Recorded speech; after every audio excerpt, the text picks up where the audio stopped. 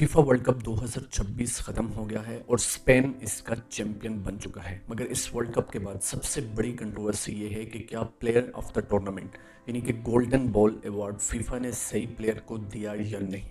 एक तरफ है लियोनेल मेसी जो 39 साल की एज में अपनी टीम को फिर से वर्ल्ड कप फाइनल तक लेके आए, और दूसरी तरफ है रोड्री, एक मिडफील्डर जिन्होंने ना तो ज़्यादा गोल्स किए, ना कोई फ्लैशी ड्रिबल्स की, ना कोई वायरल सेलिब्रेशंस हैं उनकी, लेकिन फिर भी best player of the tournament award उनको मिला। तो क्या ये फैसला सही है या फिर ये फुटबॉल की दुनिया की एक और बड़ी कंट्रोवर्सी है। सबसे पहले हम मेसी के केस को देखते हैं, ऑनेस्टली जो कि बहुत स्ट्रॉन्ग नज़र आता है। मेसी 2022 वर्ल्ड कप के चैंपियन थे, लेकिन इस वर्ल्ड कप में उनकी परफॉर्मेंस उससे भी ज़्यादा शानदार रही।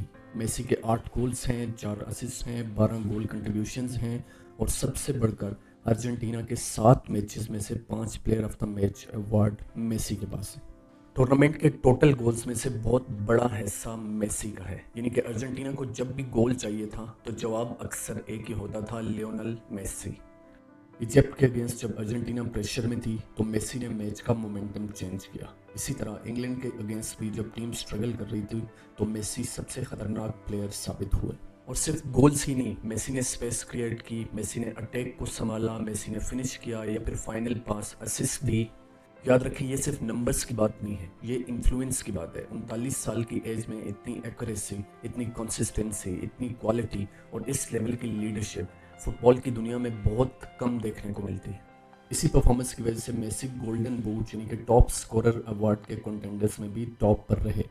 और सबसे इंटरेस्टिंग बात, ये उनका तीसरा कंसेक्टिव वर्ल्ड कप फाइनल था, जो अपने आप में एक हिस्ट्री है।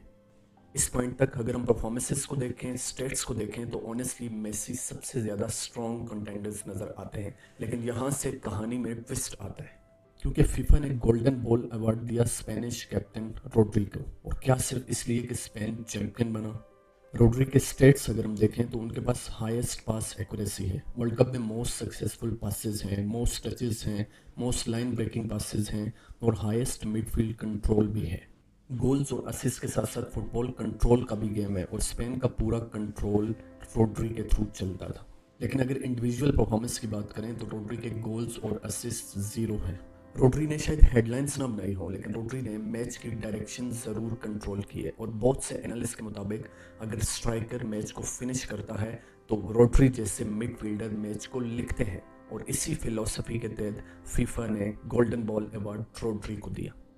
अब आते हैं उस मैच की तरफ जहां शायद सब कुछ डिसाइड हुआ, वर्ल्ड कप फाइनल। मेसी पूरे टूर्नामेंट का सुपरस्टार, लेकिन फाइनल में स्पेन ने ऑलमोस्ट मेसी को पूरी तरह से न्यूट्रलाइज किया, और इसी वजह से फाइनल के प्लेयर रेटिंग्स में मेसी की रेटिंग्स बहुत लो थी, जबकि रोड्री की रेटिंग्स काफ़ी हाई थी।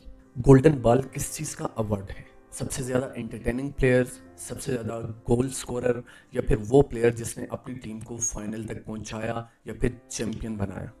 फुटबॉल कभी कभी बहुत क्रूअल हो सकता है। एक तरफ मेसी थे जिसने 39 ईयर्स की एज में दुनिया को ये प्रूव किया कि ग्रेटनेस एज की मोहताज नहीं होती। दूसरी तरफ रोड्री थे जो शायद कभी भी हेडलाइंस में ना आते, लेकिन उन्होंने अपनी टीम को वर्ल्ड चैंपियन बनाया।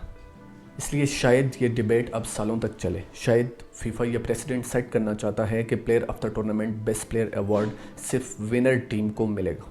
याद रखें कि सिर्फ एक मैच इसको डिफाइन नहीं करता, इसके लिए ओवरऑल पूरे टूर्नामेंट की परफॉर्मेंस देखनी चाहिए। फिर मेसी या फिर रोड्री, फैसला आपका। कमेंट सेक्शन में ज़रूर बताइए।